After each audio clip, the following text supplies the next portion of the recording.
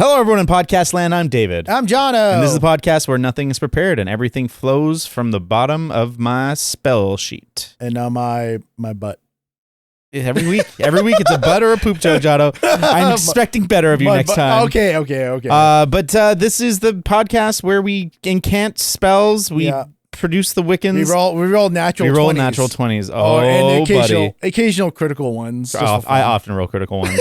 But it's all part of the journey. It's the Let's Wing It podcast. Yeah. And today we have a treat for you. We're going to talk about the new Dungeons and Dragons movies, Honor Among Thieves. So it's a crossover with the Uncharted franchise.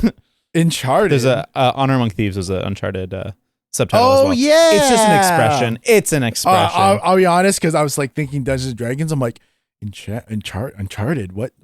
What movie is that? What game is that? It sounds like a Bioware thing. And I was like, oh, that Uncharted. God. So, John, what in a small amount of words, and give me a number rating at the end of it, what do you think of the D&D movie? Fucking awesome.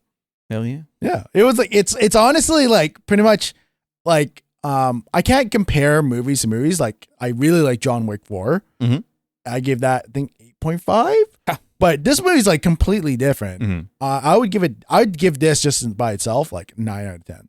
Jesus Christ. Yeah. You have different numbers than I do. Really? I agree. This movie it somehow nails the tone, which I think is really hard. Lighthearted, silly comedy fantasy. Yeah. Usually falls into like there's tacky. Yeah. And it's just like embarrassing and cringe. Yeah. But this is genuinely funny. Mm-hmm.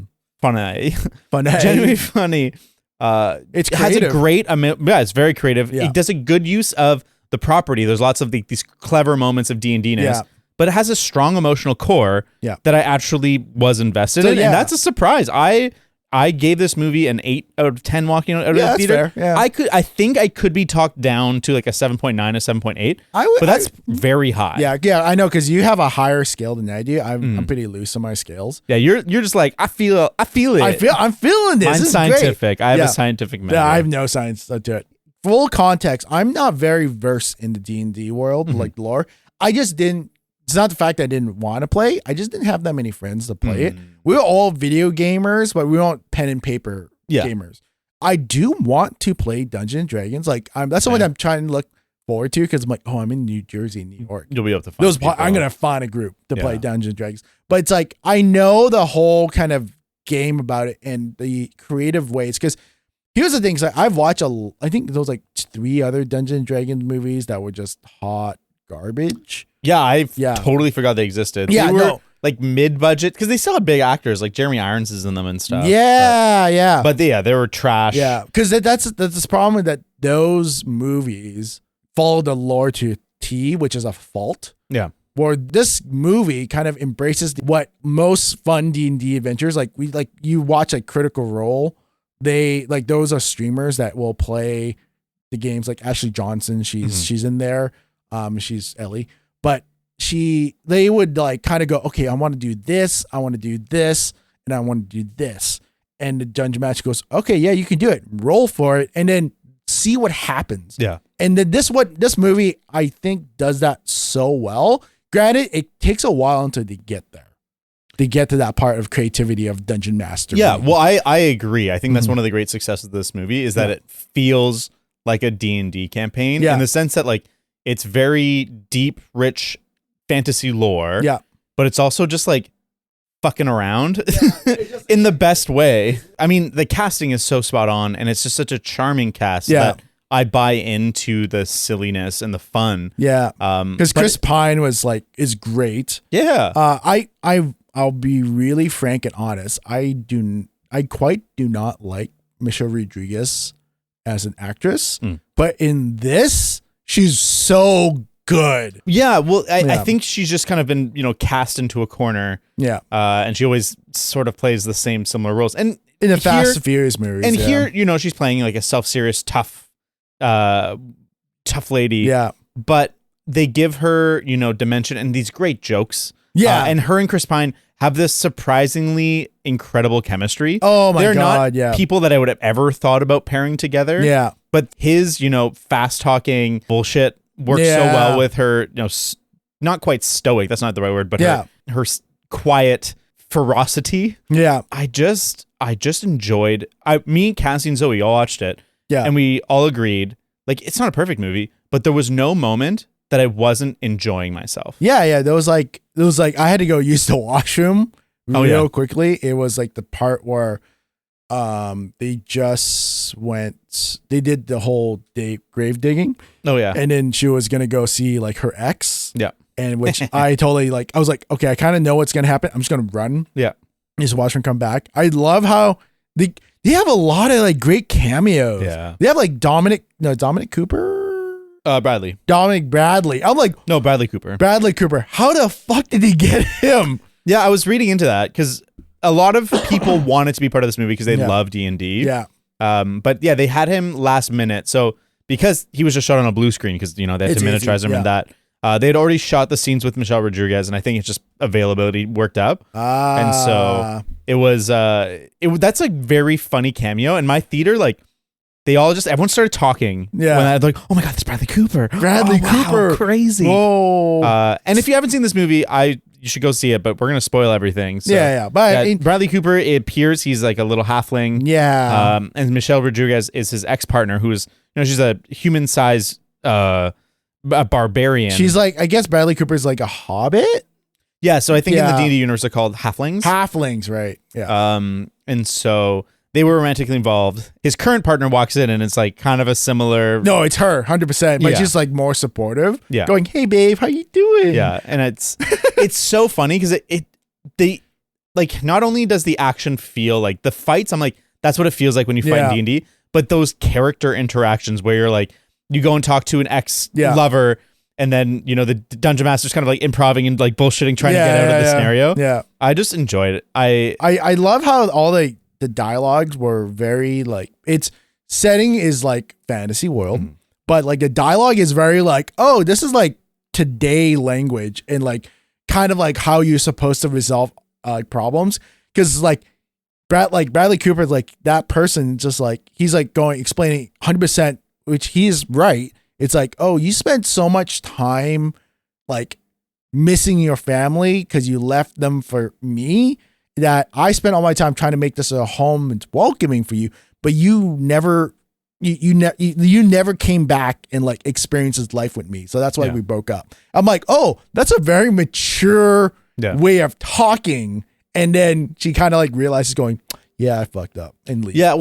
Someone calls her on it later where it's like, she left her tribe to be with him, but she was so broken up about leaving her tribe that she could never really be with him. Yeah. And I'm like, huh, that's like a nice simple way of looking at, a real emotional baggage that can kind of become, the crux of why a relationship doesn't work. I do like how actually all the characters feel very real. Yeah. And they all have great arcs. Like Edgin, I think is his name, Chris Pine's character. Yeah. He starts as likable and charming, and you're like, oh, this little rogue, this motherfucker who's like so the movie starts and they're, appealing for parole. I love that parole scene. It's so good because that's like a D&D shit. How they got out of it. They're like, hey, can we wait for Jonathan? Yeah. I just don't want to repeat myself. I'm like, this is so good. Just keep going. Oh, you went too far. Yeah. I love that. And then he walks in and they grab him. It feels very improvised in the best of ways. But yeah, he starts that way and you like him, but I loved seeing his journey of realizing that like, he was doing it to bring his wife back for his family, but realizing that his daughter like has no relationship with her mother. Like, she wants to know her, but that Holga is her surrogate mother. Yeah. And I thought that was such a cool journey at the end. And I mean, like, I knew it was coming. Yes, there's a tablet that can resurrect someone. Before the final fight, I was like, who's going to die and need to be brought back? It's Holga for sure. I actually thought it was going to be Chris Pine, who's going to kill himself or like sacrifice himself and like, to finish his hero arc. It could have they could have done that and wouldn't. I think they wanted to do Holga to emphasize that, oh, this is a mother character. I agree. And I think that's a better way to bring the whole, arc to They its probably conclusion. wrote it initially. It was going to be Chris Pine, that the daughter was going to resurrect him. Yeah. But it probably, they're like, it doesn't matter as much thematically. It would be like, he learned to care about people. Oh, he already cared about people. Like that was never really in question. They all care about each other. You can definitely feel that. The only one that I kind of like it took me a while to warm up was the druid. I can't remember her name. Doric. Yeah. Is that right? Oh, whatever. Yeah, I think Doric. The druid. Yeah, because like her character was like, oh yeah, humans are bad, blah, blah, blah. And then, oh, I start caring about you guys. Yay. I think I was willing. It didn't bother me that much because they give her a good intro scene. Yeah. I love how she is the horse that the executioner is riding on. That's so good. And then she goes and she becomes an owlbear, which is actually not a possible thing that a druid could do in the current rules of D&D. Just saying. Wow. Because druids can't turn into monstrosities. They can only turn into beasts. And then when they get strong enough, elementals. And owlbear is a monstrosity. Just is saying. that like old rules? No, that's new rules. No. Is it old rules that she could be a monstrosity? I think that was looser gooser. Yeah. I researched this. I didn't know this. You know what? You probably just rolled for it. It doesn't really fucking matter. It's like she got a natural 20. I don't think I haven't seen anybody be outraged by this. And so she does her fight. It's a good time. I think she's got some cool powers. They utilize them pretty well. She's really good, but it took a while. I don't mind, that trepidatious outsider kind of trope where the person's like, how could I trust humans? Every human I've ever encountered just tried to fucking kill me or ruin my life or steal my land or do this. I think I just needed like one scene to show like maybe like a montage of her getting fucking betrayed.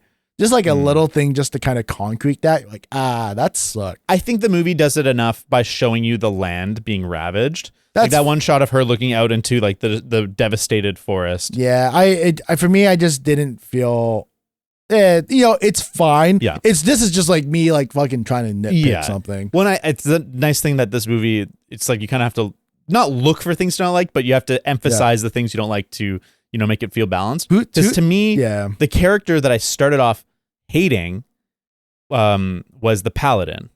And I think I love the paladin. I fucking loved the paladin by the end.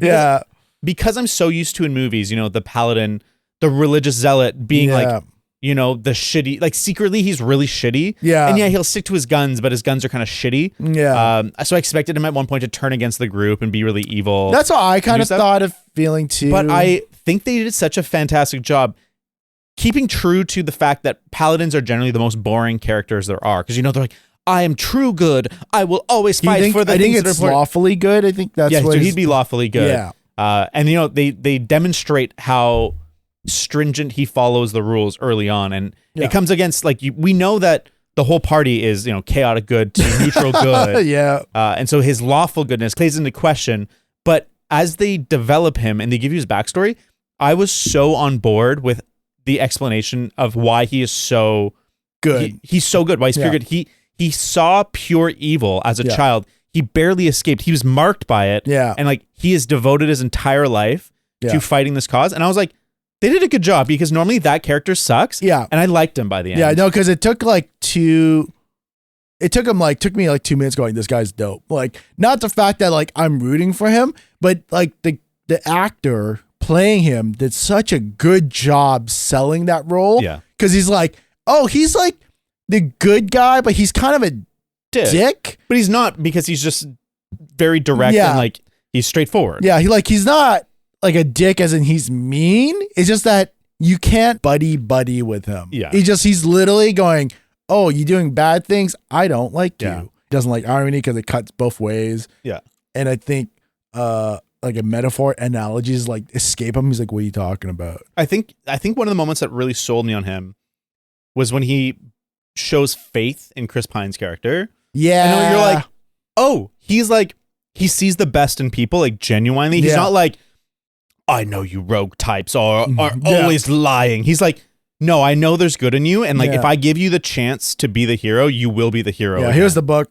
Boop. Yeah. And I love it. And he's like, swear to me. And it's like, I know you don't believe that swearing, but I do. And I was like, what a strong demonstration of your belief in someone's goodness. Yeah. That is so refreshing. And I think that's one of my overall takeaways from this movie that I really like. Yeah. I think it's really nice that it's not so serious, but it's not like Marvel humor.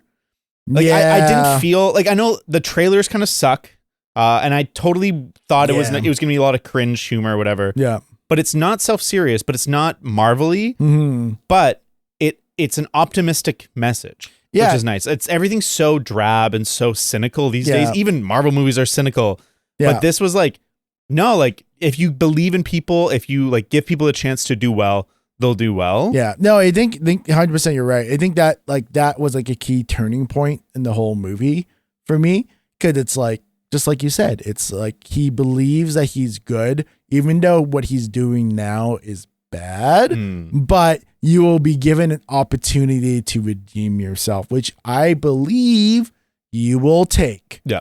And he does. Yeah. Well, and I think it's interesting because even the villain, well, there's two villains. There's Sophina, but we'll leave her for a second. She's just like, she's pure evil. Yeah, she's bad. Yeah. And I think they do a good job, making her threatening, and her god. That one scene when she's talking to her god and it's just the shadow. Yeah, I was like, that's actually Is that the god? From what I understand, red priests draw their power from other realms. And I think that's so, like dimensional people. Yeah, so they're like, they kind of like sell their souls for power. Is my sense to demonic forces and other. Yeah.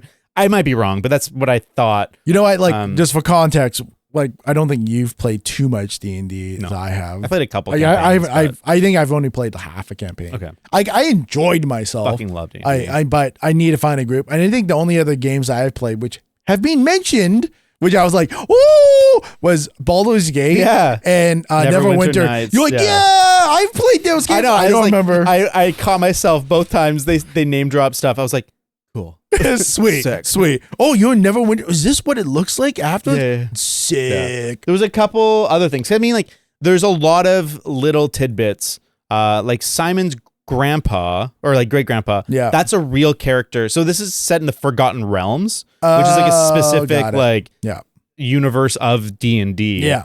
And that's where like Drit Stewardon, who's probably the biggest, he's like a dark elf character. Yeah. And he's like probably the biggest D&D character. But his great grandpa is an important wizard in that timeline. Yeah. There's all the talks of the specific artifacts, which I thought cool, like the Staff of Hither Thither. Yeah. Or the Helm of Disjunction. Disjunction, yeah. Disjunction. And it's like, it's cool. You're like, oh, those are like things that are in D&D, and it felt so D&D to like hear about like, there's a robe of this, there's a pendant of hiding. Like, yeah, that's just fucking D&D. Well, I mean, here's the kind of thing that I just want to touch point on that, because this movie doesn't do the usual thing of like explaining every shit thing in the whole entire universe. It just gives you enough that if you're interested, go look it up, or it just will explain it by context. But I was going, because I don't have much lore in this. Like, all I really know is how to fight, how to do things, and being creative in the game. But it's like, oh, okay, I'm gonna look up this paladin because he seems like a really big deal. Oh, what's the Thetis people that can live apparently forever? Yeah. And then also like, oh, what is this like god that like is gonna drain people and make everyone zombies? Like, I want to know more about it. It's enough that gets you started. Kind of like how John Wick 1 does. It was like, oh, it gets you interested just enough that you will be interested when they make a sequel, or you go off and buy the games and read the books. Well, it's funny. I think one of the most important things fantasy needs is a sense that there's thousands of other stories that coexist this world, and giving little details like that really helps make it feel like it's not just like the fantasy only exists for the story we're seeing, and if you like peer outside of that, it's just a fucking void.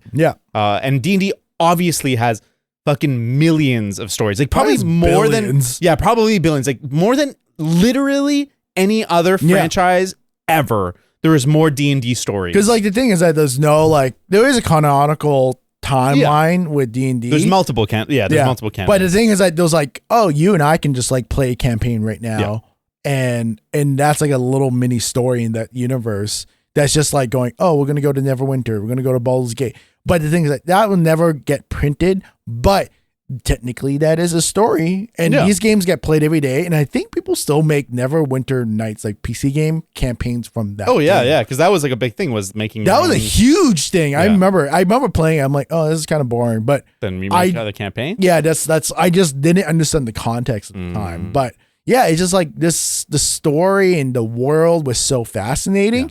But it didn't make it seem boring, and doesn't feel like I'm like watching like a 2-hour YouTube. Like a lore video where they're explaining stuff. And like, I felt at the end of the video, I was like, I want to, like you said, I want to dive deeper into the world. And like, I think that's what I'm going to do. Like my next couple weeks of fall asleep videos. I always watch lore videos to fall asleep. Yeah, like, dude, don't get me wrong. I love lore videos, but I didn't want to watch a lore video. That's not what I want to go to a movie for. But yeah, that's what I'm going to watch. And the movie did a good job of being like, oh yeah, like I know, the races and I know the speed, like the magic and stuff of D&D a little bit. Yeah. Very much like cursory knowledge compared to a lot of people listening. Don't worry, I'm not trying to do anything. Yeah.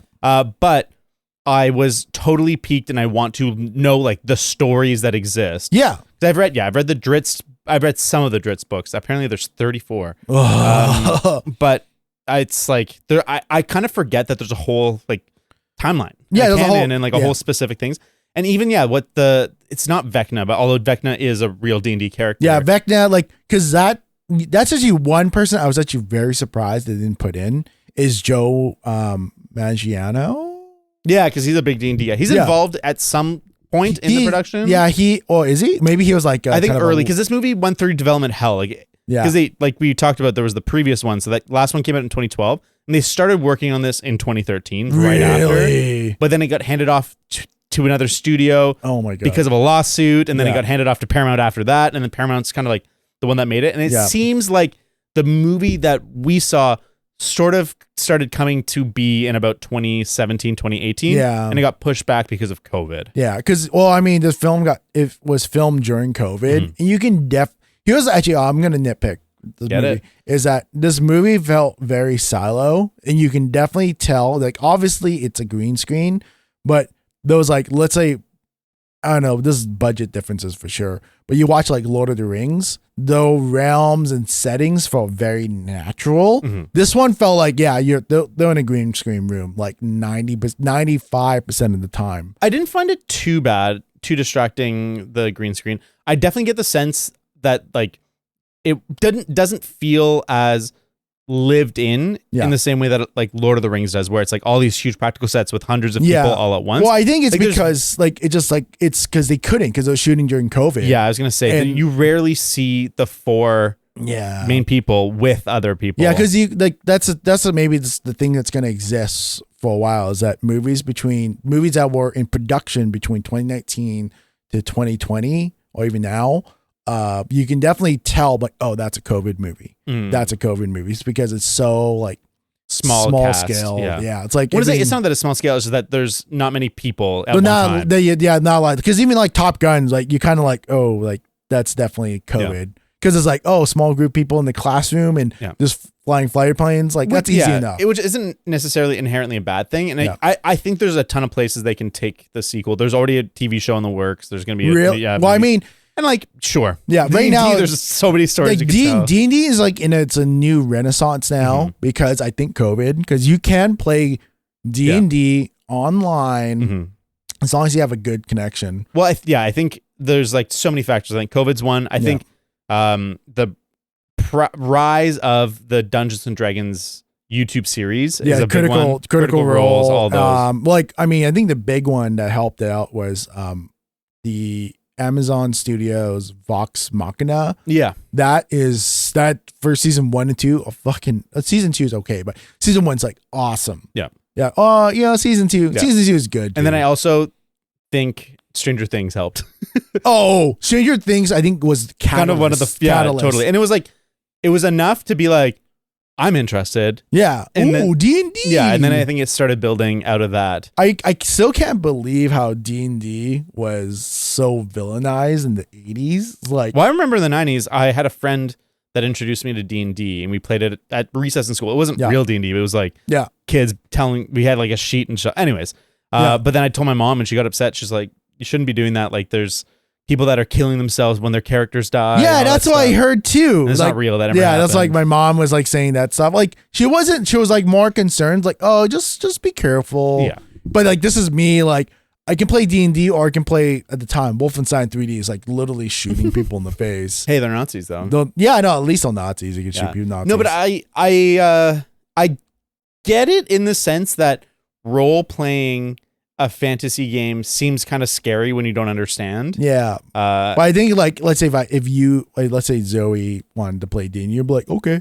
Because you understand. I would be pumped. I would love, that's actually something that I'm trying to figure out is like how to get us. Can I play? I mean, maybe we won't be here, but. I know, I just conference in. I mean, maybe. Yeah. But yeah, that was one of my thoughts for her birthday party was paying for like a professional DM. Oh, I'm not doing that. No. I'm not doing that. But yeah, I want to do a campaign with Cassie and Zoe. They're both really into it. I think for Cassie's birthday, I'm gonna buy her like a nice set. When we went to Fan Expo, there was like these artisan like sets, and she was so drawn. There was actually a dice I saw that were I think it might be for Warhammer, but it's the same dice. You can use it for Warhammer. Is that it has kind of like a magnetic. So how it is, and what it is that it's eyes. So you roll the dice. Oh, that's like advertised on Twitter. Yeah. Oh, did you saw that too? I saw that too. Yeah. So it has like little eyes that pop up. Those are really cool. Oh, that's so cool. Yeah. I would probably get her something prettier than that. That'd be like I would want that. That's like yours is infinitely more money. Yeah. Well, no, I'm a buy a $15 set of dice kind of guy because they're still pretty cool.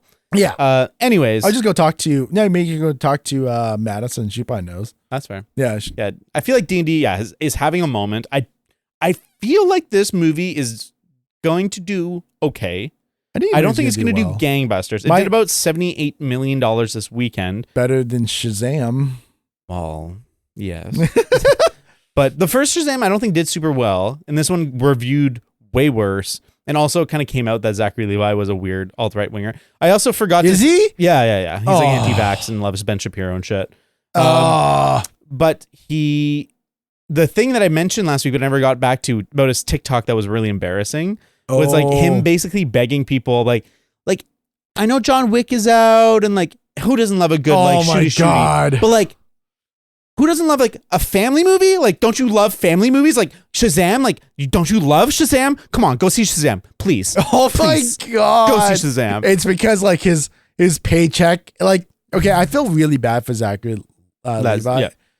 Because I grew up watching, Chuck. I love Chuck. Fucking love. Chuck is so good. Couple seasons of Chuck, and then it just goes too long. Yeah, I think the first 4 seasons was really good. Yeah. 5th and 6th were like, oh. I think I stopped after. I think 4 is when I stopped. Yeah. I was like, The last one was just like, oh, this is hot garbage. Yeah, but I fucking love that. I watched that first season probably like 10 times through. The first, like most TV shows, I have kind of a rule is that I have to watch it. I have like, if I really want to love it and want to binge it has to have at least 2 seasons. That's fair. Because the first season is always kind of like hot garbage. Yeah. It's just like still trying to figure out 2 is going to be fucking good. Yeah. Well, and sometimes it takes almost you having gone through the second season to appreciate the first season. Sometimes the first season just sucks. No, I'm rewatching Abbott Elementary. I made it through season 1. Oh, really? Season 2 is currently on the air, but there was like a 2-week or 3-week hiatus. And I was like, oh my God, there's a big void in my life right now. Yeah. So I was like, oh, fuck it. I'll rewatch it. Yeah. And I rewatched it. And I liked season 1 when I first watched it, but this time I was like, oh, it's very good. Because now you have context. Exactly. Yeah. Now I know the characters and like, I'm already invested. Yeah. But I think right now, we'll turn it back to D&D afterwards. Yeah. But I watched the first episode of Poker Face last night. Oh. I was like, watch it. I was like, oh, because like I'm a sucker for like cop shows. Yeah. Like The Rookie. This is gonna be hot garbage. This is gonna be a super hot take. SWAT. What's it? And Blue Bloods. Like I love cop shows, not for the fact that I support like the police. Cops action. die in them. Yeah, let's go. What? Like I love SWAT. I love The Rookie, at least until the last season. And Brooklyn Nine-Nine's great. Do love Brooklyn. But like I know the formula of like detective shows. Oh, Lucifer was one too. So it's like, oh, okay. But this one was so different. But it's that you can kind of understand, at least on the first episode, they're probably gonna be all different. But like this one, you're like, oh, you kind of know what happened, and then you're watching her trying to figure it out. Yeah. And it's fun. It's a very different context. She's not a cop. She's very, very different, but it's a great show. Yeah. And I'm glad you're watching it. Yeah, I know. Because I watched, Jillian wasn't really into it, but she likes all the characters and she likes all the actors or actresses or whatever. People who are in the movie. Adrian Brody is really good. Yeah. And I couldn't believe what happens. Yeah. I guess we won't do spoilers. Well, we won't do spoilers for that one. But yeah, it's really good. Something bad happens. We just watch the first 5 minutes. You're like, oh, okay, something bad's going to happen. So wait, was the whole thing, this happens at the beginning. Yeah. So Kane was the guy, is like the whale in the thing. So it wasn't really directly said what was on his computer. So was it just child porn? We didn't know what it was. We thought it was going to maybe be revealed. Yeah. And then we looked at screenshots of it, and it looks like it's child porn. Oh, okay, yeah. Because I was like, yeah, because she mentioned about those child porn rings in Russia at the beginning. Oh, yeah. So I was like, maybe that's what it was. Yeah. I don't know. Maybe it was like him stealing money. I don't think it's super important what it is. We just know that it's something awful. At first, what I thought, because it looked like it was a computer and I thought there was a microphone or something on the side, I thought it was, she caught a cheating ring in the hotel that Adrian Brody was in on. That's what I thought at first, because it's like, it's kind of weird. There was just a computer inside and I didn't see what the red thing. Yeah. And it's like, there was like something cheating happening and the son is siphoning money from that. Like, that's how I was assuming until like then the child porn thing. I was like, oh, that's kind of sucks. I kind of like my idea. My idea would be cool. But then it all circles around anyway. Yeah. So it's good. Speaking of circle, I'm glad you like it. Yeah. Speaking of circle around, D&D. D&D. Actually, you know what thing I do really appreciate? Yeah, this is for me, I'm really based on this. But I grew up with a lot of female friends. Mm-hmm. Like, I consider Sarah Butt one of my best friends. Oh. Like, we talk all the time. Well, at least when she remembers to fucking text me back. She just texted me today. She's like, oh, blah, blah, blah. I'm like, I fucking texted you on Tuesday last week. She's like, I'm fucking sorry. I'm like, yeah, whatever. But I grew up with a lot of female friends. Like, pretty much like 90% of all my friends are females. So I hate when like a movie or TV show had like a male and female character are friends and they end up together. Yeah. I hate that. 100%. Fucking hate that. Because it's like, I've never ended up with any of my friends. Yeah. I just love them to death. Like, I'm good friends with the partners. But like this one, they stood firm. They're friends. Yeah. And they stayed friends. Like, they love each other, but in a non-romantic way. Well, and they do it in such a beautiful way. I think I love the joke early on when I can't remember what the context is, but it's like they're like, well, like, should we, like, are we dating or whatever? And she's like, ew, like your lips are weird. Oh no, I think that was like they went back home. Yeah. And then they went to the bar or tavern. Oh, wife. Yeah. It's like, so what? Does your wife want to eat anything? It's like, ew. No. Yeah, that's right. It's like, what's wrong with my lips? I was like, no, not for me. Which is funny because I think Chris Pine's a very handsome guy, but he seems very polarizing. Some people think he's very handsome, some people don't. I think he's just like the natural white guy handsome. I don't think so. I think he's weirder looking than really? That. Yeah, because like natural white guy is like, I don't know, fucking Patrick Dempsey. Chris Evans? Yeah, well, Chris Hemsworth more, I think, is like normal good guy looks. But yeah, I think that Chris Pine has like a weird face. Yeah. Oh, but it kind of works. Actually, you know one definitely thing works. The Paladin of Thaddeus. I wrote it down. Oh. Zenk. Okay. Wow, I got that wrong. Totally. I think that's a race of people or whatever. No. Thane, I think, is a city that the evil guy first takes over. Oh, okay. Anyways, you know what really sealed why I love the Paladin so much, Zane, is after they got out of that underground, whatever. The Underdark? The Underdark, yeah. And they're on the beach, and he's like, I have to leave you now. And he just starts walking. Oh my God, that was such a good joke. It is, because I was like, yeah, I bet you anything he's gonna walk in a straight line. Oh, he's like walking towards the big rock. What's he gonna do with the rock? He's gonna run. He's gonna run. Oh no, he went over. Yeah. He's just like walking. And it was funny because I was talking to Riley today about the movie. I was trying to pitch him on watching it. I think he's like interested, but he's so burnt out on movies. Well, and I think it's a hard theater sell because I think it will be a great movie to watch at home as well. Yeah, like it's not like a movie that I'm like, man, if you don't see it in theaters, you're missing out. Yeah.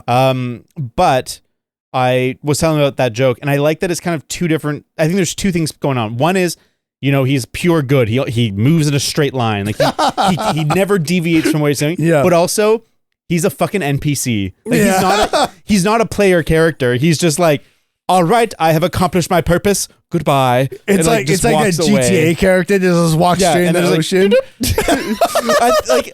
It's not the right tone for this movie, but I almost thought he was just gonna like be walking and then just kind of like glitch on top of the rock and then glitch back down. That would be funny. That's more like a free guy. That's like a free guy thing. Yeah. Well, and that's what Riley was like. Yeah, people, we were talking about it, like what the tone is, and it's like, it's not Marvel. It's like more like Free Guy. It's like, it's Free Guy, but they don't break the meta. Yeah, it's not fourth wall breaking. Yeah. I don't think there might be like one or two fourth. I don't even remember. I don't even remember. I don't even think so. But it's a clever movie. Like, it's a heist movie at its core. It is, and the heist is cool. Like when they use the staff of hither thither to make a portal that they can. Yeah, they put it on the painting that they're gonna sneak inside of the thing. I thought that was like, it was actually clever the way they did it. It's really good because also like actually it's kind of like good, and also what I also didn't like at the same time because he kept using it over and over again, which is understandable because if you're in a D&D, you have that kind of power. Yeah, you're gonna use the shit out of it. They only use it 3 times. Yeah, but I mean like once to explain it, and then the second time is they're being chased by the dragon and they just like pop up 50 feet. Yeah, and then the third time is like for the heist. No. Well, third time for the heist, but the heist has multiple things with it because they use it to get in underneath the arena, and then they use it again for the treasure on the ship to lead people away. Yeah, so that right, the treasure on the ship. Because to me, the heist section where like they stick it on the bottom to pop out, and then she goes in. Then she hides, and then she hides, and the way they flip it and use it different ways. Yeah. I thought was clever. It's really clever. And I like how they stick it so that they can pull off the boards on the bottom. I thought that was pretty clever. It's really good. It just, to me, it's like, I think they used it one too many times because it's just because they did the discovery, then the dragon, then that part, then they have to get in because she gets in eventually by making a hole to be a worm, and then the treasure thing. So it's like 5 felt too much. I definitely didn't feel that, and when at the end, when like he's gonna use it for something, and you're like, what is he using for? And then it's revealed that he put the portal on the balloon. That's funny. Great, and like the shot of Hugh Grant going into his boat and being like, what's happening? All the treasure sinking into the hole, and then it's his mouth there, and it's fucking. I love that because it's a good arc for Chris Pine. It's like he made the vow that he would give all the wealth to the people. But then it's also such a good like just desserts for Hugh Grant in particular. Yeah. But it's just a great visual of this giant balloon with Hugh Grant's face and the money coming out of his mouth. It's good. Like I don't like really have a huge problem with it. In honest to God, if I was that character and if I had that stuff, I would fucking be the most annoying player for a DM. It's like, oh, I'm gonna do this. No, it's possible. I watched the fucking movie on it. Yeah. So it's like, you can do it. Oh, and I'm really good at rolling. Yeah. And I think, actually I think my favorite character in the whole show is probably Justice Smith's character. Oh yeah. Like, Simon Omar. Yeah. I think he's actually probably my favorite character, the whole thing. Well, he has a big arc, and I think it's fun when you first meet him and you're like, oh, he kind of sucks. And then it's revealed he's more powerful than he lets on, but he's not in control of it. He has no self-confidence. But 100%. Yeah. And I think I love that, they show the dimensions of D&D's magic. Because a lot of, Harry Potter magic is just like you point a wand and say something and it does it. But like D&D, there's like requirements for doing different spells. And so some requirements, they require ingredients or they require alignment. Yeah, alignment. Yeah. Or they require like the different tools. And so they show his little tool that he's using. Yeah. And I thought that was cool. And I like that they use his character to explain that magic can't solve every problem. Come on, can you just magic us across? It's like, you can't do that. You can't fucking do that. Well, I guess you kind of can do that. But to me, that's a problem when you look at so many universes where magic is really prevalent. Like, especially the Harry Potter universe. It's like, why is there any problems at all? Yeah, because magic can solve everything in this fucking universe. Because that's my problem with Harry Potter. It's like, Voldemort, is he really wrong? Because well, he's wrong that he wants to kill everyone. Yeah, he wants a genocide. Yeah, but I'm like, Muggles are kind of like our slaves, and it's like, he's kind of right. No, I don't think that's right. I think my take on that universe is more that, why the fuck are wizards allowing anyone to live in poverty? Well, here's actually my thing. It's like, why did you need a flying car when you can fucking apparate everywhere? Yeah. Well, it's a hobby. You can't apparate to certain places. Like, so there's protection. Yeah, I know, but still, like, I'm like now, like, out of 100 kilometers, I am now from 100 kilometers to like 90. Like, I'm like 10 kilometers away. I can walk that. 10 kilometers is a long walk. It's not fair. No, I think I mean, I just wanted to say that to point out that the Harry Potter universe does not hold up to close scrutiny. And HBO, if you are going to make that fucking show, just fucking don't.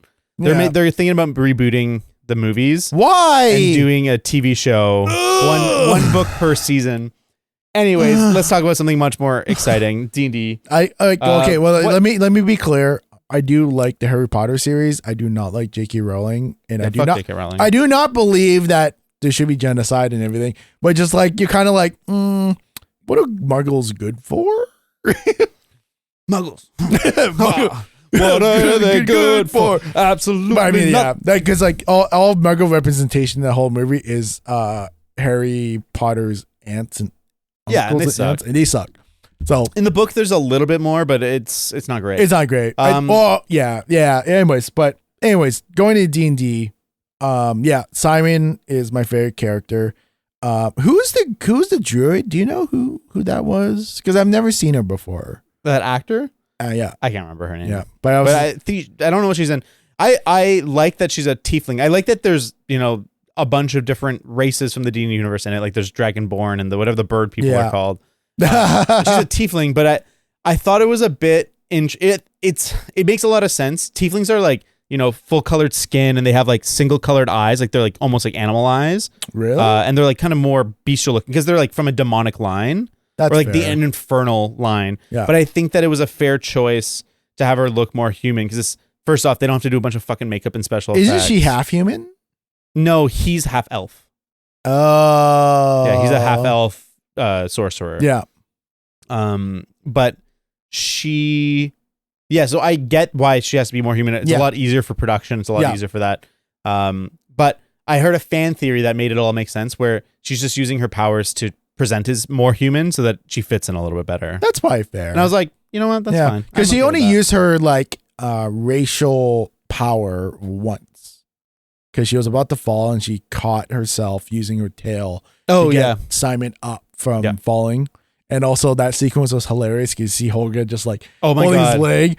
And he's just like, yeah. Oh, yeah. So she's holding Simon through the portal. Yeah. And the guards that Simon is kind of being dragged under right now. Yeah. They're going by and it's hard to explain. You gotta watch it. It's just so good because it's so like self-aware that she knows that this looks stupid, but she just like, let's just play it off as innocent enough because they're not gonna come towards me. They wouldn't assume that that's fucking that's portal. Happening. Yeah. Like Yeah. So she's like, it's all good, guys. I'm just doing weird things. Yeah. When you saw the painting that they use, did you like have a reaction to the face? I thought it was just funny looking. So that's Paul Scheer. I don't know if you know who Paul Scheer is. Shit. I was like, I know that face. So Paul Scheer was the guy, I think he's most famous to just being the weasel in most things, I think. A lot of stuff. He's the main host or one of, I think he's the main host of How Did This Get Made? He's in a bunch of TV shows. Paul Scheer. Wasn't he in Princess Bride though? No, that's a different guy. Oh. Paul Scheer, he's more modern. He's got. You look up. You gotta look him. Yeah, no, you keep talking. You keep talking. And so they did a painting of him. I thought it was. I knew that I recognized the face, but I did not assume that it was me, Paul Scheer. I really like to. I mean, we talked about Simon briefly, but I like his arc, learning to have confidence in himself. I found the when he puts the helm on, the effect that was really cool. Kind of the world slowly kind of disintegrating around him.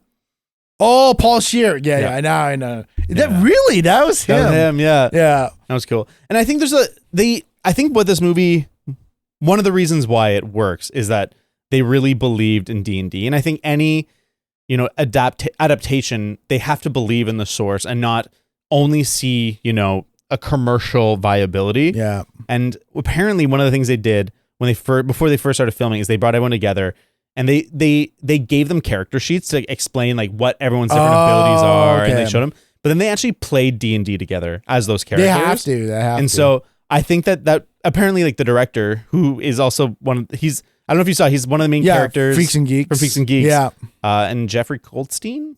Yeah. Because I saw him, I'm like, the hell? Because like he's been like, I haven't watched Freaks and Geeks. I know him from Bones. Oh, sure. Yeah, he was in Bones for the longest time. And then also he just plays like a lot of what's his name? What's the director's name? The guy who made Freaks and Geeks. Like he's in Paul Feig? No. JoDa Patel. JoDa Patel. He's in a lot of his movies too, as just like secondary characters.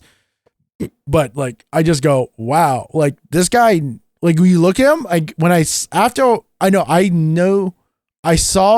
who he was before the movie, because I was like watching like those like pre-show things and they're doing interviews. I'm like, oh, he's doing it. This movie's gonna be legit. Yeah, and you can tell they like actually care about D&D and they get it.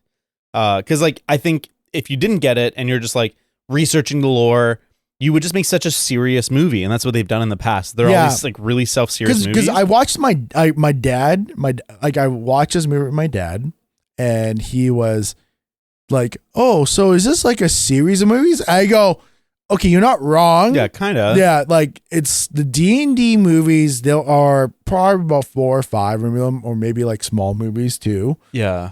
But yeah, just forget everything you saw, and then just go with this one. Yeah, this is the only one that matters. My dad loved the movie. Oh, that's good. And he just commented, he's like, "Oh, that was a good movie." Yeah. That's like a 9 out of 10 for him. Yeah, I feel like it's a pretty big crowd pleaser, and like I enjoyed, when my limited knowledge was rewarded with these tidbits of like, oh, I know that. Yeah. But also, if you know nothing about D&D, which is still like a fucking it's still a fucking great movie. Yeah, I just go, I'm like, I don't know what that is, but I don't care about the name. Well, what does it do? It's a portal gun? Dope. Yeah, exactly. And I just love the silly names like the Staff of Hither Thither.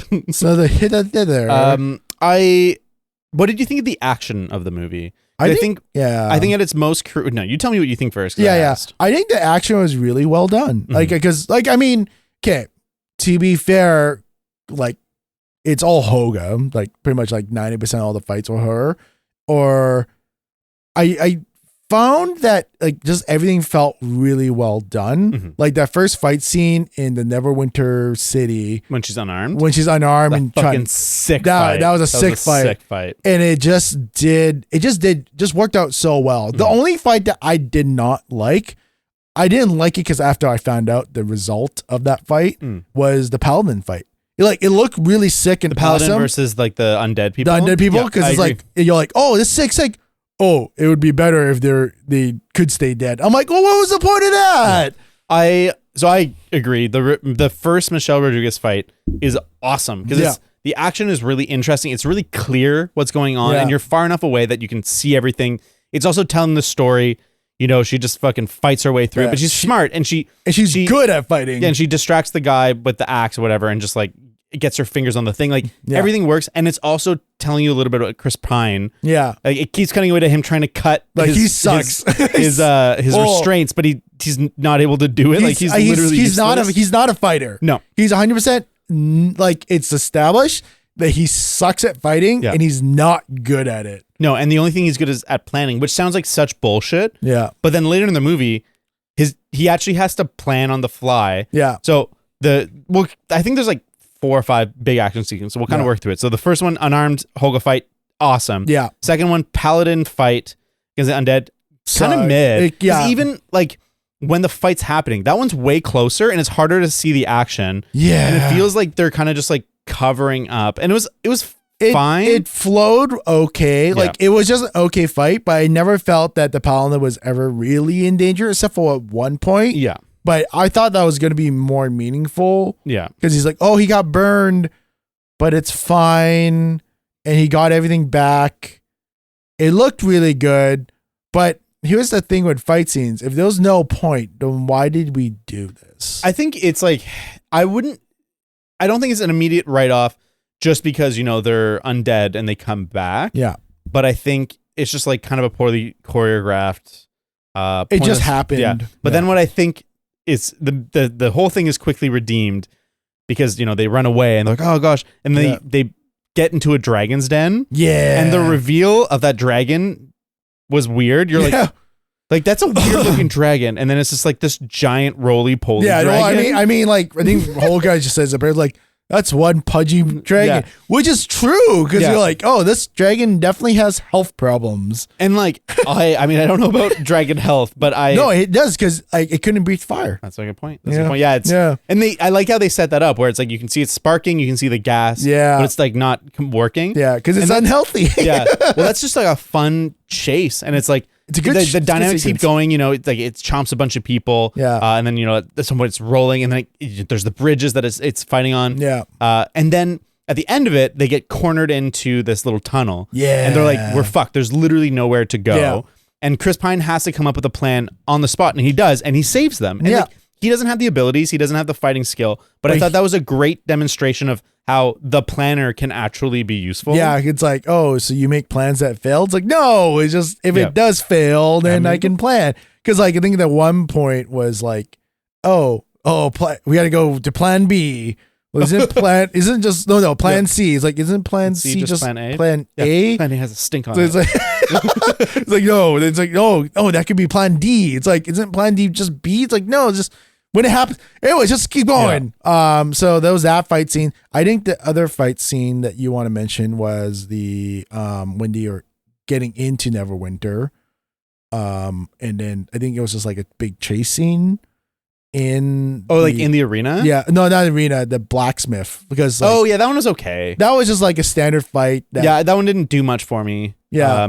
But then there's the arena sequence, which I thoroughly enjoyed, and I thought the way they, outsmart it was really clever. It definitely was a D&D moment. You're like, the gelatinous cube. Yeah, but I mean, like, it's just the whole like thought process of it. It's like, because the guy's like, we can't keep doing this because we'll just all eventually die. Yeah. Which is like, cool. He's self-aware. Yeah. On this is a terrible, terrible game. Yeah, if we just progress in this way. Yeah. I also really enjoy when they get to like the cage at the center where everyone who survived will be. Yeah. It looks like a bunch of kids in LARP outfits. Yeah. Like it felt like, D&D dress up. I think the only convincing costume was that dwarf because it looked like a dwarf. That's fair. Yeah. But and so I like that they outsmart the game, they get outside the system. Yeah. I think it's like the stakes get raised pretty quick. Like, there's something more nefarious than just the game's going on. Mm-hmm. But like, I like how it's revealed, there's 2 vaults. Oh wait, one's not real. Oh, it's because they're offloading the stuff because they just draw the people there so they can take over them.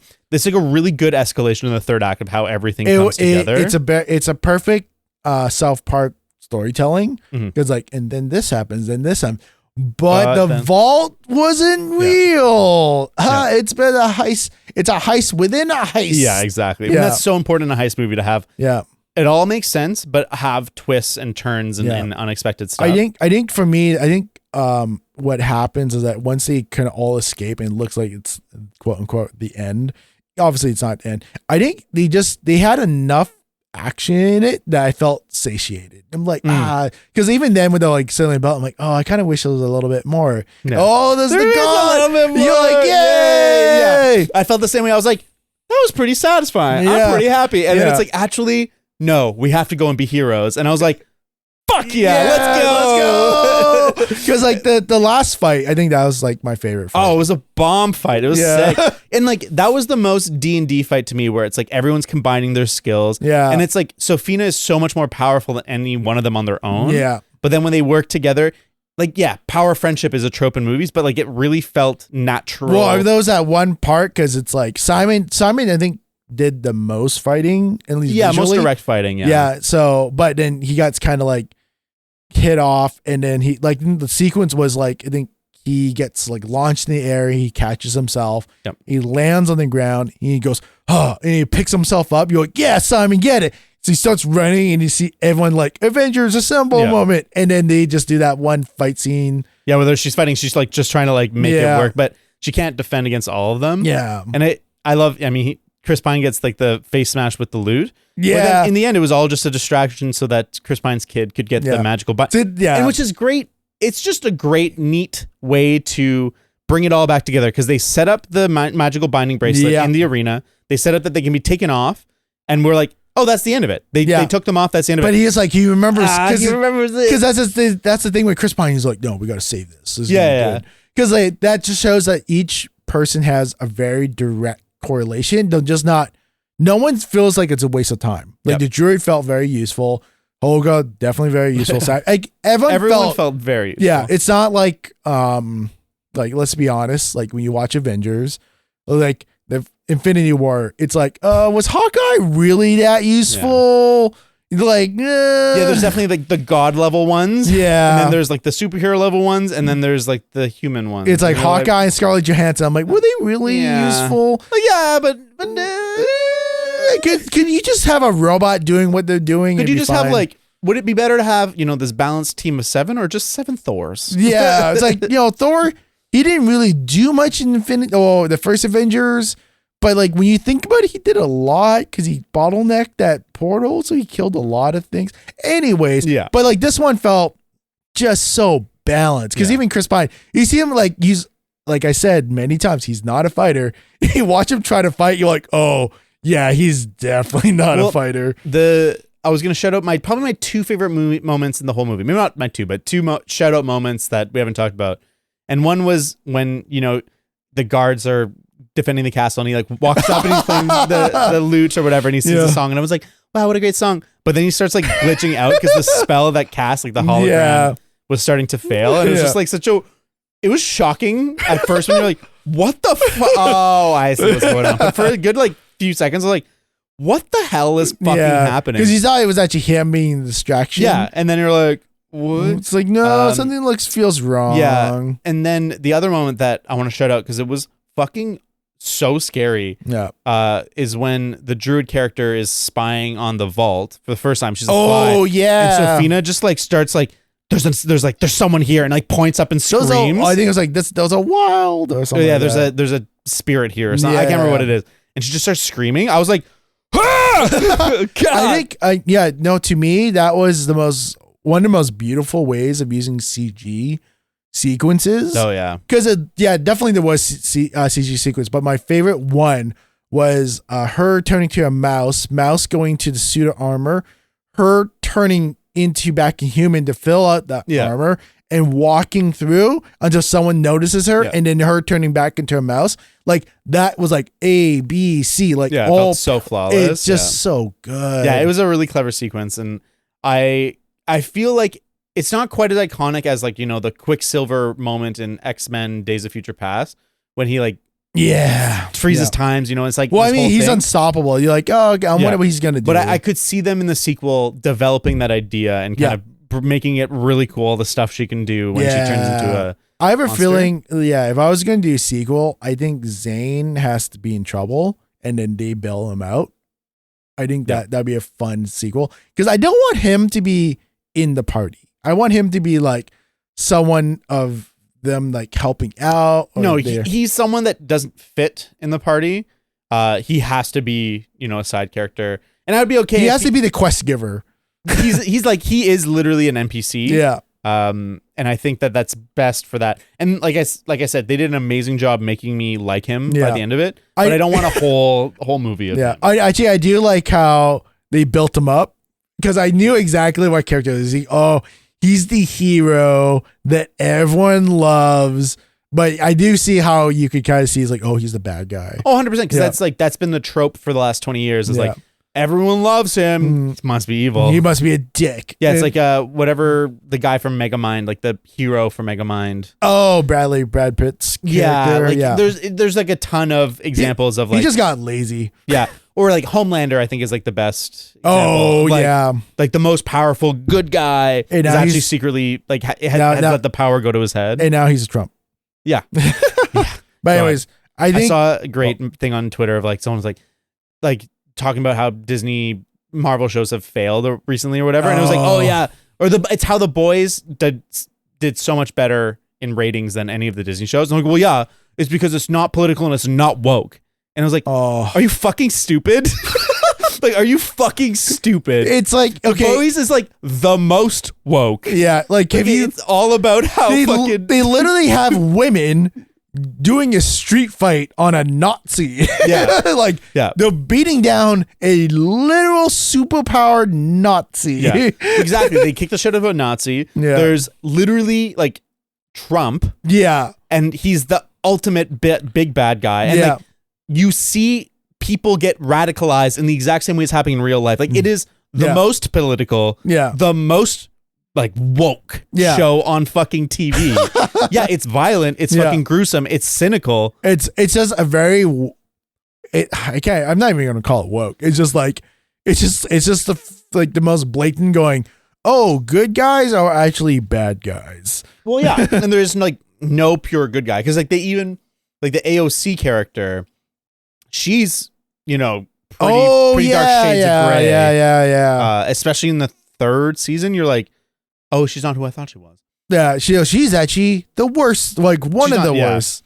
And so it's complicated, but that show is political as fuck. Yeah. No, it's dude's a fucking flying American flag. What the fuck are you talking about? But anyways, I think that's good for this episode. Well, I want to. You want to talk brief about more? Okay. Thing. Yeah. So when I bought my tickets, there was different options. There's IMAX, regular theater. Yeah. And I saw something I'd never seen before: Screen X. So the fuck is Screen X? I didn't know, and I was like, maybe it's just they rebranded AVX or like their laser projectors or whatever, and that's a new thing. Wait, which theater did you go to? So I went to the Langley Cineplex, so right by here. Yeah. And I was like, fuck it, I'll buy it. I bought the tickets. So Screen X is when there's their main screen, and then there's 2 screens on the side walls. Ew, no. And so it's like immersion effect. It's like watching a movie with a curved monitor. It's kind of that effect. And so I go into the theater and it's weird because normally they're very dark. It's like that felt material and it just absorbs light and sound. Yeah. But they're gray. And it's like a reflective, not quite reflective, but it's like the gray screen color. Yeah. And I was like, that's weird. And then before the movie starts, the manager comes in and, they're like, oh, we're so thankful for you being here. Have you guys watched the Screen X movie before? Most people haven't. And he's like, okay, well, what's going to happen is there's 3 screens. We recommend that you look at the main screen and let the other ones just fill your peripherals. Yeah. And then, of course, they do movie trivia and I win. Every time they do movie trivia, I'm like, yes, I get free tickets. And so I just always get, like, I got free tickets 3 months ago that I used for this movie. Yeah. And then I won free tickets from this movie. Oh, man, it sucks because I go to Meadowtown, which is actually across the bridge from Langley, which is yeah. But they have trivia, but you can't play. Oh. So, man, that blows. I would have won. Oh no, so yeah, the manager comes in and they're like they like ask 3 questions and one of them was just actually they only asked 1 question this time. It was just, what was the studio that produced the movie? And I was like, Paramount! And last time I think it was just sounded like Top Gun. No, it couldn't have been Top Gun, but they're like, who? Oh, it was Avatar, and they're like, who wrote this movie? No, yeah, it was like who wrote Titanic and Terminator 2, and I was like, James Cameron. Like, what the fuck? That's an easy one. Yeah. Anyways, you know what's actually funny? You saying that, but anyways, like actually, no, finish up. Screen X. So 3 screens. They do like the THX moment at the beginning, which is just a demo where it's 3 separate screens where it's like clearly these are like it's all connected in one scene. Yeah. But it's like each of these is like you could stare at. It's fully developed. Yeah. I thought it was interesting. There's a few things of note. 1 projector is not bright enough to fill a room. Yeah. 3 is. And as soon as the 3 projectors are on, the room fills with light and you can see everyone. And it's like, I don't like that at the movie theater. And we sneak in food. We don't buy movie theater food. And it was like, I guess we have to put it away for now. Okay. So you like definitely got caught. It's like, yeah, I wonder if one of the discussion points of like, hey, Screen X is good is then managers can walk in and see everything and they can be like, they can kind of keep an eye on stuff better. Anyway, so that's factor 1 is the room lights up. Yeah. But what that means, because, it's a projector, is the perceived blacks become washed out gray. Yeah. And so, projectors rely on a dark room so that, where it's not shooting light is really dark. But if there's tons of fill light from like the other projectors, everything just looks washed out and gray. Oh, it looks like a TN panel. Yeah. And so it looks worse. Yeah. And so I was like, okay. And then the color matching was pretty good, but I noticed when like one building went between, it like shifted just a little bit. Yeah. And then it must be a new thing. It's definitely a new thing for the theater I go to where the screens, they're big, but they included the exit sign and the fire bell. So like if you look over, you can see those like lit up by a projector. No. Overall, when the movie's going on, I kind of forgot about it. Sometimes I was like, kind of like, okay, I'm going to focus and try and like take it in. And what it generally feels like is they cut the edges of an anamorphic frame. Yeah. A little bit, and they just kind of stretch it. So it feels like just the edge of a curved monitor. Yeah. And so it's not too noticeable. And then there's some scenes where apparently they shoot with 3 cameras to get more scene. Yeah. And it never was too distracting, but I think it's like, you can tell movie theaters are really struggling to bring people back. Yeah. And it's, another way for them to, upsell you on the movie experience. Yeah. I don't think this is a good one. No. I think this is not going to stick around. I think honestly, I think we talked about this in the Patreon exclusive Wing Warm Up. Is like right beginning of the movie, you see all the main actors in the movie going, "Thank you guys for watching this movie." Bubble in the theater and where Chris Pine it's does meant not to be there. Yeah, like honestly, like he's like literally the only reason why he's there is because he's getting cut of the ticket sales. He's like, well, yeah, he's probably contractually obligated to. Like this is cringe as fuck, but like I'm gonna because like you see Hugh Grant there, he's like, yeah, like no one like honestly, I think it's like Hugh Grant, Michelle Rodriguez, and Chris Pine are the only 3 talking. I think everyone else is just like quiet. I think they have a line or two, like. Yeah, it's not the real hero. That's I think they're like, yeah, we want to like thank everyone for making this movie, but we want to thank you, the real heroes, for being here. I'm like, fuck you. Yeah, it's like we're not heroes for going to the goddamn movie theater. Suck a dick. So here's the thing: is that yes, like movie theaters are definitely struggling. AMC movie theater industry is kind of like struggling, but not really due to the stock price because I'm making money. Thumbs up. Nice. My wheat stocks are so down. Really? I've done a good job chasing it. So like I have just like a little bit of money, and so I buy when they're really low, and then they go up like 20 cents, and I sell, and then I keep doing that. Oh, you do that? Like making money. Which stocks are you doing? Aurora. So it's like it's now 80 cents or something, 90 cents. Aurora. What's Aurora? This is the one that Corona owns. Oh, and so they were $150 of like 5 years ago or whatever. Yeah. And so I'm not really playing them. It's more hodling until it gets legalized in the States. Yeah. And then I'm gonna sell them all because I'm hoping that they go back to like $20. Yeah, I guess I think I was with Aurora back when it was like super high, 100. I made like $20,000 off them. But now I'm losing like $40,000 on them. So my net's like 20. So I was like, oh, that sucks. So I'm just gonna hold on to it, see what happens, because like it's $1. My shares are probably worth after the split is probably but like $200. Okay. But now they're worth $100, like $1. So I was like, fuck it. If this stock just goes bust, I'm fucked anyways. Yeah, I only have like $1,000. Yeah, if I sell right now, it's like I'm only recovering like $2,000, which is it's a lot of money. But when you're doing stock trading, it's not that much money. But this was the money that I when I was mining Bitcoin. I put all my money into these stocks. I see. So it was never real money to me anyway. So But anyways, back to the point is that these guys are just contracted. They have to say it because they get cut into ticket sales.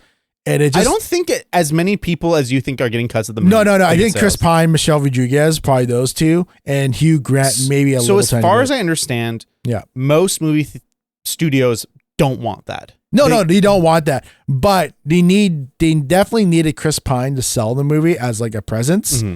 So they probably got him for that. I think what they usually do is that there's like different levels of success. They unlock bonuses. They don't get like a percentage of the back end. They get, like, as far as I understand, they get, like, if the movie does this well, they get X amount more. Or if they do this, they get X amount more. Who knows? Like, it's maybe it's public knowledge. I don't know. I'm not sure. Because it probably is because they were suing Disney because they were pushing all the movies to Disney Plus. Yeah, I know Scarlett Johansson got super mad about that. Yeah. But I know, I love hearing the stories of actors that refused roles and they could have gotten like $1 billion. Like, I read recently, I think Matt Damon refused some Batman role and he would have, they calculated about $1 billion. Well, he fucking did crypto.com and totally fucked up. Yeah. And the same with Sean, not quite the same, but Sean Connery was offered the role of Gandalf and he would have been paid in points of the back end and it would have been over $1 billion. God, I'm so glad he didn't do it. It would have just been a different movie. it would have just been like, it would just be James Bond. He just like smacks Frodo in the butt. Yeah. Come on. But I actually wanted to point one thing else that you said, like the stage manager comes out and stuff. So this is gonna date me. Do you remember the movie Wing Commander? Yep. So okay, that was the Luke Skywalker, right? Fuck off, no. Yeah. No, you think of TIE Fighter. No, Wing Commander, he's in it. Oh, Mark Hamill. Yeah. They're not the actual characters. No, yeah. No, was he? Yeah, he's in Wing Commander. Is it Wing Commander? Let me check. Anyways, keep telling your story. Anyway, so Cineplex Odeon is a huge movie company like AMC in the States. So back in the early 2000s or late 90s, they went around redoing movie theaters to make them to be huge spectacles. So the movie we watched was Wing Commander in this new movie theater that got made. It was called Silver City. It was in Coquitlam, British Columbia. And before every movie, they would have some staff member come up after all the trailers and everything. They would go, so you're about to watch Wing Commander. Like they'll present the movie before the movie starts. And it was kind of neat.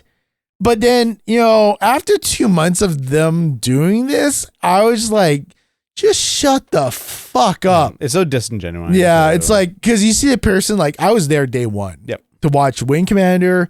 I was a kid. I was super excited. I was like, wow, it's such an experience. But then, like, day one of anyone's job, you're going to do the best job ever. Not 3 months in. They're like, I can't remember what movie it was. It's like, this movie is this. It stars this person. Produced by this studio. Directed, enjoy. And they just close the door. It's like, because they realize that, $8 an hour is not enough to make me put energy. Yeah, you don't pay me for my positive attitude. Yeah. But yeah, I just remember that because the manager came out. Correction, I was wrong. Yeah. Mark Hamill is in Wing Commander the game. The game, yeah. But not the movie. Yeah. I actually haven't seen the movie, so. The movie is all right. Yeah. Oh yeah, it had Freddie Prinze Jr. in it. And Matthew Lillard, apparently. Matthew Lillard. Shaggy. So it's got two of the Scooby-Doo cast. It did not do well. Do not just play Wing Commander 3 and watch Mark Hamill. Oh man, I love the Wing Commander series. It was so good. The games. Yeah. But it's hard going back to some games from that era. Like they played fine back then, but now they just look hot garbage. Yeah, and I don't mind bad looking. It's bad playing. That's what I always find disappointing when I go back to like PS. It's not quite the same, but like PS1 games, or even like first-person shooters of that era. It's just like they just don't play well. No, there's a reason why Halo did really well because the Xbox controller is really good. But anyways, is there anything else you want to say about D&D? No, I think that's it. If you guys want to listen to... You want to listen to exclusive content... Go to our Patreon. Patreon.com. Shout out to all the Patrons. Yeah, patreon.com/let's-wing-it. Email us. If you guys want to say something, feedback, questions, or if you're a potential sponsor wanting affordable rates to be shouted on this video or this podcast, like Elgato.com. Yeah, Elgato. Shout out for these this mic and stuff. Yeah. So email let'swingit22@gmail.com. Yeah. If you know someone that wants to make beautiful custom dice for Cassie's birthday, you let me know. Send us an email. I'm not asking for free, but let me know. Yeah. No, because Cassie. Oh, not Cassie. Zoe doesn't listen to this podcast. Zoe doesn't. No, but I don't think Zoe wants the dice. I think Cassie wants the dice. Oh. I forgot to take pictures of the ones she liked. It's funny. I actually was going to go secretly buy them when we walked around. I was like, I'm going to the washroom. I went to the stall and the ones she liked were already sold out. And I was like, fuck. You should just like kick down the bill. Fuck you. Yeah. And all the dice fall everywhere. That'd be hilarious. But yeah, let me know if you're playing D&D. I'll play. Yeah, for sure. Yeah. All right. Cool. Until then. There next one. Bye-bye.